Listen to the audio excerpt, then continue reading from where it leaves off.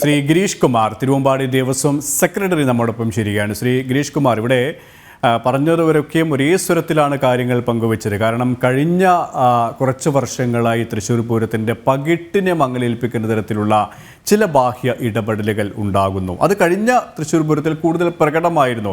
ഇപ്പോൾ ചരിത്രത്തിലാദ്യമായി തിരുവമ്പാടി ദേവസ്വത്തിന് ഈ പൂരം നിർത്തിവെക്കേണ്ട ഒരു സാഹചര്യം ഉണ്ടാകുന്നു. അതൊക്കെയും ആ വിശ്വാസികളെ സംബന്ധിച്ചിടത്തോളം പൂരപ്രേമികളെ സംബന്ധിച്ചിടത്തോളം വലിയ മാനസിക വ്യഥ ഉണ്ടാക്കിയ ചില പശ്ചാത്തലങ്ങളും സാഹചര്യങ്ങളും ഒക്കെയാണ്. ഈ ഒരു ഘട്ടത്തിൽ കൂടി എങ്ങനെയാണ് താങ്കൾ നാളെ കേന്ദ്രമന്ത്രി സുരേഷ് ഗോപി വിളിച്ചു ചേർത്ത യോഗ നടപടികളെ സ്വാഗതം ചെയ്യുന്നത്?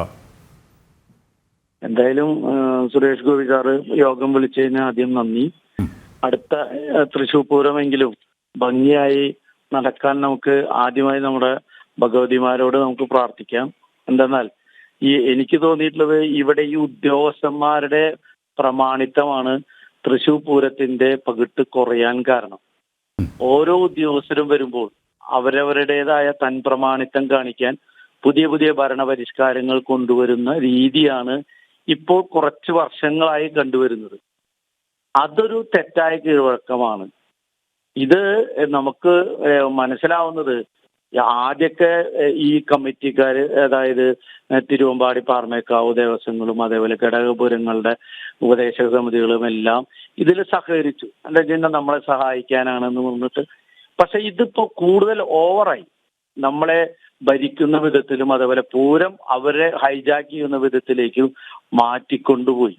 ഇനി അതിനെ തിരിച്ചു കൊണ്ടുവരണമെങ്കിൽ നമ്മുടെ ആചാരങ്ങളും അനുഷ്ഠാനങ്ങളും എങ്ങനെയെല്ലാമാണ് അത് നടക്കണമെങ്കിൽ നമ്മൾ പറയുന്ന രീതിയിൽ നമുക്ക് സെക്യൂരിറ്റി തരിക.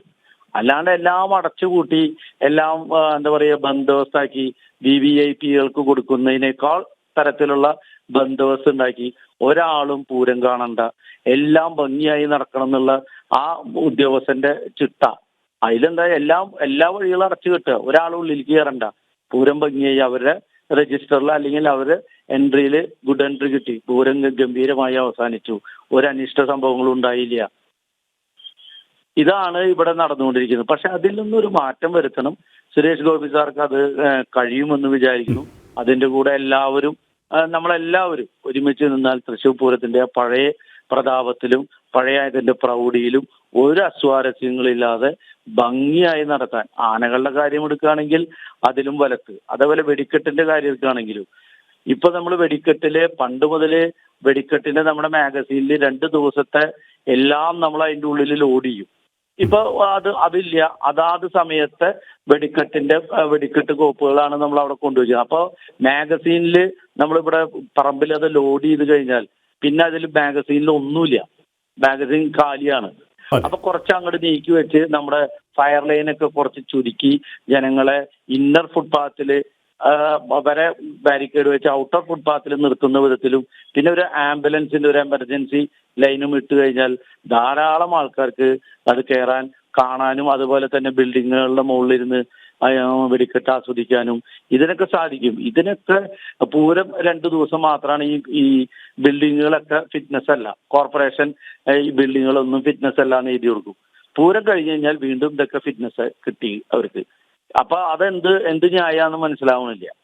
അപ്പൊ അവര് പറഞ്ഞ കൂടുതൽ ആൾക്കാർ കയറിയിരിക്കുമ്പോൾ അപകടങ്ങൾ ഉണ്ടാവാം, അതിന് വേണ്ടിയിട്ടുള്ള മുൻകരുതലാണ്. ആയിക്കോട്ടെ, പക്ഷേ ഇത് കഴിഞ്ഞിട്ട് ഉദ്യോഗസ്ഥന്മാരുടെയും മറ്റുള്ള ആൾക്കാർ ഈ ബിൽഡിങ്ങുകൾ വന്ന് അതിന് മുകളിൽ കയറിയിരിക്കുന്നു, അവർ സുഖമായി കാണുന്നു. അതേപോലെ തന്നെ ഗ്രൗണ്ടിലേക്ക് വരുന്ന വണ്ടികളുടെ ആയാലും ഏത് തരത്തിലെടുത്താലും പൂരത്തിന് ഹാനികരമായ കാര്യങ്ങളിലേക്ക് പോകുന്നതിലേക്ക് ഇക്കൊല്ലം ഇനി ആരെന്ത് പറഞ്ഞാലും തിരുവമ്പാടി ദേവസ്വം അതിൽ കൂട്ടുനിൽക്കില്ല. തിരുവമ്പാടി ദേവസ്വം പറയുന്ന വിധത്തില് തിരുവമ്പാടി ദേവസ്വത്തിന്റെ ആചാരങ്ങൾ ഏതെല്ലാമാണോ അതെല്ലാം മാന്യമായി കോടതി പറയുന്ന വിധത്തിലും അതേപോലെ ഉദ്യോഗസ്ഥന്മാരുടെ മാന്യമായ അല്ലെങ്കിൽ കൂടിയാലോചിച്ചിട്ടുള്ള തീരുമാനപ്രകാരം കൂടി നമ്മൾ അംഗീകരിക്കും. അല്ലാത്ത ഒരു തീരുമാനവും ഞങ്ങൾ അംഗീകരിക്കുന്നതല്ല. യെസ്, ഏതായാലും വളരെയധികം നന്ദി ശ്രീ ഗിരീഷ് കുമാർ, ഈ ഒരു സമയം ഞങ്ങളോട് സഹകരിച്ചതിന് വേണ്ടി.